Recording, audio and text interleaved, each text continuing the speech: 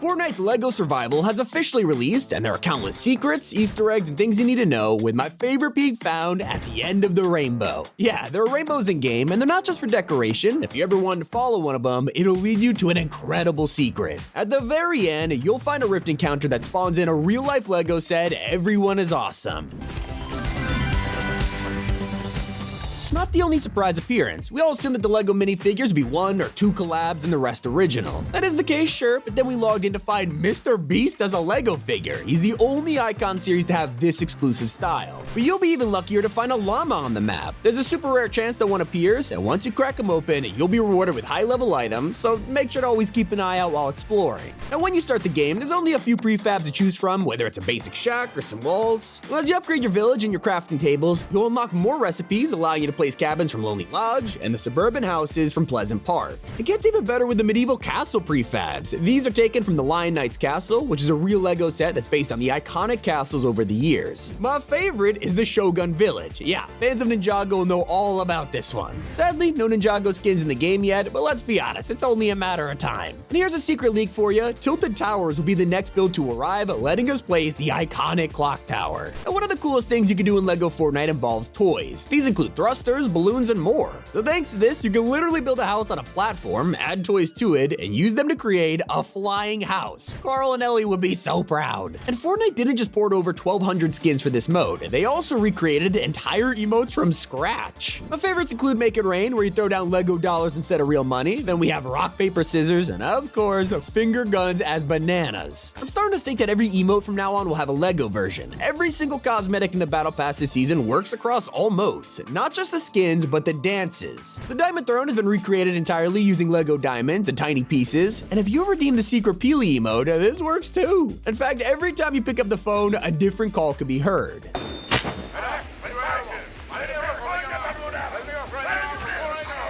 Not the only reference to Peely. When LEGO Fortnite was first announced, they released a trailer with a secret Easter egg. The whole thing is a reference to the Jonesy short from Chapter 1, where he goes through a rift and transforms into, you guessed it, Peely. One of the most underrated secrets that no one's talking about is hiding in your decorations. Head to the Clutter tab, and you'll be able to place a ton of books to spice up your interior decorating. Except these have incredible names: The Adventures of John Jones, Real Stories of the Imagined Order, and the Looper Triology. I'm gonna assume that's a misspelling. So I guess LEGO Fortnite has some secret storyline we don't know about, and they write books based on the history. They also love to parody real life with pride and Peelys and of minifigs and men. Now, I can't talk about these without bringing up the most important one though, the Colombo incident. I guess it describes exactly what happened to Colombo and how they went extinct. And it's not the only time Colombo will appear in LEGO. Leakers have discovered that the mailbox service in game is secretly named Colombo Mail, and they have a podcast named Bricky Mysteries. You're telling me he could talk? With confirmed seasonal updates for this mode, it's only a matter of time before he appears as an actual creature. I mean, they're just teasing too much here. Speaking of leaks, you can expect a new weapon to release in the future. There's a catapult in the works so you can wheel around, fire up builds, and a ton more. There's even an option to climb into it yourself and go flying, so I cannot wait for this to drop. Not the only thing dropping in either, because if you wait long enough in your game, you might just hear a familiar sound.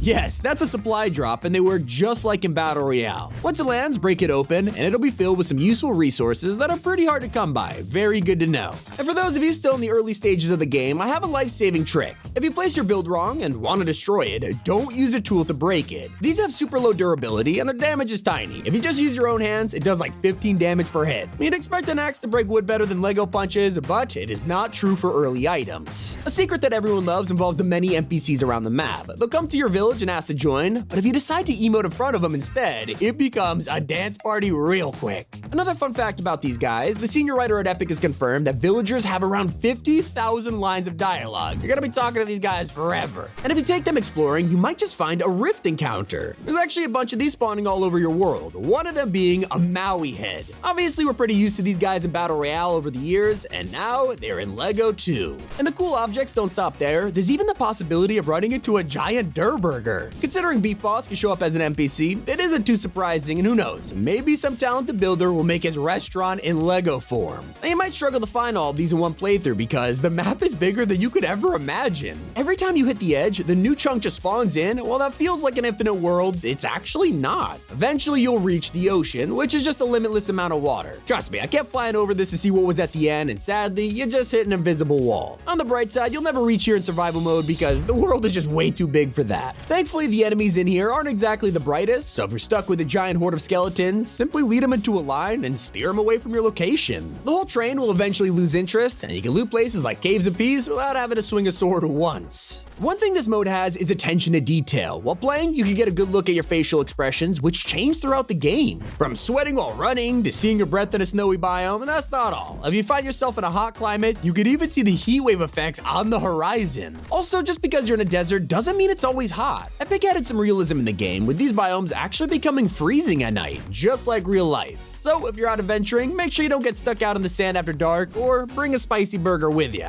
The desert isn't all bad though, it's the only place you can find geysers. Just like in Battle Royale, these things occasionally shoot you up into the air, but since this is Lego, you'll just fall straight back down unless you have a glider. That's right, you can literally craft one of these like we saw in the live event, so when you fly up, you can deploy for great mobility. You can even move objects around. If you come across a giant boulder like this one, run up to it and your figure could just push it. It seems pretty useless at first until you realize it destroys anything in its path, making this perfect for defeating creatures or just farming resources. And I'm not exaggerating, it might be the greatest farming tool in the entire game. But if you prefer to hide from your enemies, then a bush is your best bet. Get spotted by a wolf, simply hop inside the leaves and he won't attack you, although he will stalk you until you leave. An even better trick is to get to the high ground. If you climb up a rock or building where they can't reach, they'll lose interest and just run away. If you're out of options though, you might find yourself on the respawn screen, but if you're wondering how you return, you'll respawn back in your bed through a rift. It's a pretty cool detail, but it definitely doesn't beat seeing your friend getting attacked only to hear the hilarious death sound.